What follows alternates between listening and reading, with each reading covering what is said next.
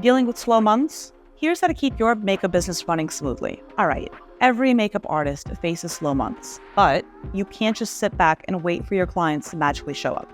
So, what's the plan for when things slow down?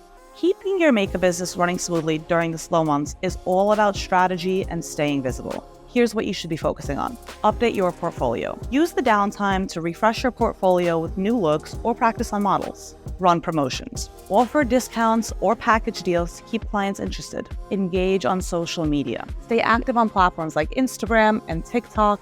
Share makeup tips, tutorials, or behind-the-scenes content. Reach out to your clients. Follow up with previous clients for potential referrals or repeat bookings. Don't let those slow months drag your business down. Stay proactive. And even if you're looking for even more tools to grow, check out Online Makeup Academy for resources to keep your business booming all year round.